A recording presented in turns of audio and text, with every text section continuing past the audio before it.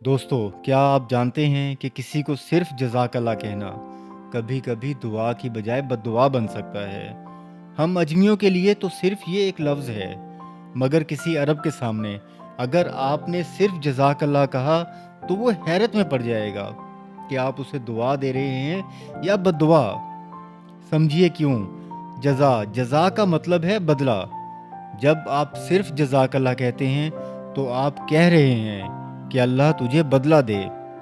अब अगर उसने बुरा किया है तो आप कह रहे हैं अल्लाह तुझे बुरा बदला दे। इसलिए मुकम्मल जुमला है जज़ाकल्लाह खैरन, यानी अल्लाह तुझे बेहतरीन और अच्छा बदला दे। सुभान अल्लाह। हमारे इस्लामी जुमले जैसे माशाअल्लाह, अल्हम्दुलिल्लाह और इंशाअल्लाह, इनमें सिर्फ अल्फाज नहीं बल्कि दुआ, मोहब्बत का इजहार और अल्लाह पर तवक्कुल छुपा है। बस थोड़ी सी तवज्जो की ज़रूरत है।